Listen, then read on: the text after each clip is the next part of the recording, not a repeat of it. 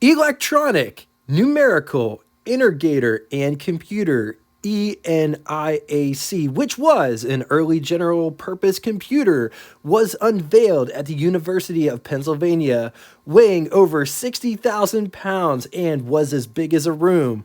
Tokyo Telecommunications Engineering, later renamed to Sony, is founded. The year is 1946, and this Woody wagon is more than your typical one-ton Ford Woody, bodied by Campbell. But before getting into all of it, I'm Jay. Welcome to What It's Like, the automotive channel that dives in on cars that are off the straight and narrow. We cover the classics, vintage, some exotics. We love the orphan cars. This channel, we post between 4 and 5 videos every week with engine episodes on Wednesday. And get this, if you dig this video, there are 375 videos just like this one.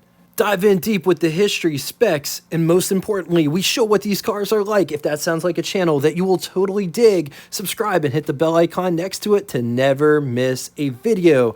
I found this 1946 Ford one-ton Woody wagon bodied by Campbell. It was part of the AACA Fall Festival in Hershey, which is always the first full week in October. Honestly, a bucket list thing, especially if you're a car enthusiast. You'll see things there that you'll never see again. It's absolutely huge. It takes up the whole Hershey parking lot. Everything car related can be found there. They have cars, they have parts. There was also an auction at the Hershey Lodge that was totally free to peruse cars that you only read about. The AACA also has an incredible library up there. It's definitely worth checking out, and it's always the first full week in October. 1946 Ford was broken down into two model lines, the Deluxe and the Super Deluxe. Ford also had a truck line, which offered chassis from half-ton all the way up to the big commercials, with wheelbases of 114, 122, 134, 148 and a half, and 158, with two models on offer. Model 69Y, which was the V8 model. Model 6GY was this 6-cylinder model. They also offered a cab-over engine design, which allowed more cargo space. As mentioned in the intro, this Ford was bodied by Campbell Mid-States Body Company. So a little bit about Campbell Mid-States Body Company of Waterloo, New York, owned by Robert Campbell. In operation from 1932 to 1957, it was associated with another Campbell company called Hercules Campbell Body of Tarrytown, New York. This company was marketed under different names like Campbell, Campbell Built, Campbell Mid-State, Campbell Hercules. Campbell expanded the Waterloo plant in 1939. Hercules Campbell used part of the facility to build school buses and other big commercial bodied vehicles. So the buyer would buy the chassis, the windshield, and the cowl, and they would have it sent or brought to Campbell Mid-State. And Campbell would build a custom body for that chassis. Different models included, but not limited to, the Club, which required a wheelbase of 125 and a quarter inch. The Club wagon accommodates 11 passengers and driver. The Surrey, which required a wheelbase of 137 inches, which accommodates the same 11 passengers plus driver, as well as more space in between the seats and more load carrying ability. And the Convoyer, which required a wheelbase of 161 inches, could accommodate 14 to 18 passengers plus driver. They worked with all manufacturers. Moving on to engines. Two engines on offer. In the basement was the 226 cubic inch displacement flathead inline 6 3.7 liters. It's good for 90 horsepower, 3,300 RPM, 180 pound-feet, or 244 newton meters at 1,800 RPM, with a bore of 3.3 inches and a stroke of 4.4 inches. Compression is 6.8 to 1. 4 main bearings when backed with a 3-speed manual transmission. 0 to 60 could be had in 23.5 seconds. alleged 75 miles per hour top speed while achieving an average 14.6 miles to the gallon. Moving on to the biggest and baddest engine on offer, 239 cubic inch displacement flathead V8, 3.9 liters. Just look at the size comparison. That's only 0.2 liters bigger than the flathead 6. Just very interesting to point out. Making 100 horsepower, 3,800 RPM. It makes the same pound-feet, 180, and the same 244 Newton meters at 2,000 RPM with a bore of 3.2 inches and a stroke of 3.8 inches. Compression 6.6 to 1. When backed with a 3-speed manual transmission, 0 to 60 could be had in 20.7 seconds. Theoretical top speed of 78 miles per hour while achieving an average 14 miles to the gallon. Let's talk styling. Just look at this bumper. Just a clean bumper, no overriders. And there's 3 sets. And then a green, 3 sets, and then green. Hood release is this right here. Lights and or turn signals. Notice the bezels are painted on this. So look at all of the different lines going on in this hood design.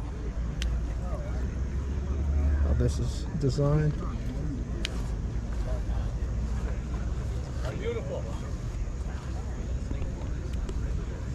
It's a very smooth design. The fenders are rolled underneath.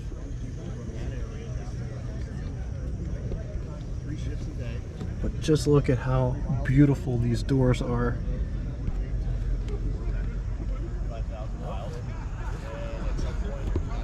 It's got mirror on the door. Beautiful Ford script there on the hood. This one has a split windshield and a cowl vent. Look at the angle that this comes back and meets the back section. Also check out this piano hinge. Goes down.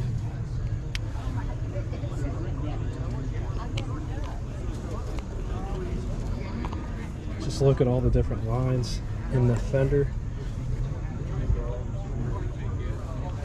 On the driver's side, notice there isn't a door here. Gas filler is there.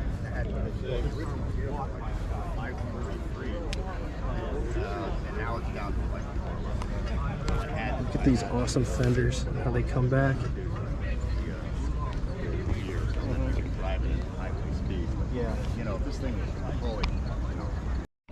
So just check out this door. Also notice it opens wider than 90 degrees to allow plenty of access into this cab. Just look at all this fit and finish of the wood. Window crank for the big window, door handle to get out. It doesn't look like the vent windows open or close. Just look at how this angles in. Running board is wider here than it is back here. Also just notice the beads, they almost come to like points. They're very distinctive. And down inside the pedal box here, high beam switch, clutch, brake, gas pedal, which looks like that reverse spoon, emergency handbrake, gear selector. On to the button switches and knobs, starting on the left and moving right. Starter button, gasoline gauge, coolant temperature, speedometer with odometer inside of it, oil pressure, amp meter, hand throttle, headlights, choke, cowl vent at the bottom, glove box, heater at the bottom. Windshield wipers are on the top of the dash. Just take a look at this interior.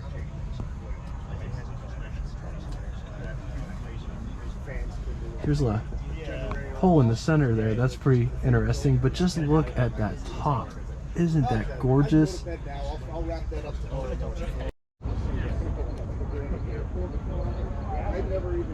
Just take a look at all this woodwork. Window crank for the big window, door handle to get out. There's this protrusion. Here's what the running board situation looks like.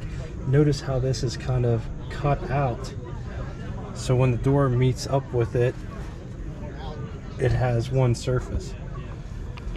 Yeah, and it works fantastic. I bet. The guy that did the wiring refused to look at it. Everybody's convinced these things are dangerous. Up here. Sliding windows on the sides. The question is out there, and the vacuum sucks it back in, you know. But you turn that thing on, you got heat. This car does have drip rails that run the length of the car. This vehicle has 2 brake lights. Also, just admire all of the woodwork, curved rear hatch, wooden tailgate. Also notice the toolbox shape in the rear. On the positive side, longer and cooler coach-built versions of regular wagons. They could be had in a bunch of different manufacturers while still using manufacturer drivetrain / chassis brake suspension parts. These are rare against it body parts because these are custom coach-built cars. That will most likely mean that if you can't find the body parts, they will need to be fabricated. Wood bodies require lots of maintenance and upkeep. Climate controlled dry storage. All right, now it's time for Would You Rather. 2 scenarios today. In the first scenario, would you rather have a 1947 Ford Club Wagon or 1947 Surrey Wagon or 1947 Convoy? I'm going to leave this here for a minute. If you need more time, feel free, pause the video. On to the second scenario, 1947 Campbell or 1946 Ford Campbell or 1947 International Campbell. Once again, gotta leave this here for a minute. If you need more time, feel free, pause the video. Now it's time for Name That Tune. First person to get both the name of the band and the song title correctly in the comment section will have their comment pinned to the top of it. If you'd like to get in touch with me, shoot me a comment in the comment section below or send me an email. Both will be linked in the description below. Just know I appreciate everything that you guys bring in the comment section. I love reading the stories, and I just dig when you guys share the memories. And until next time, toodaloo!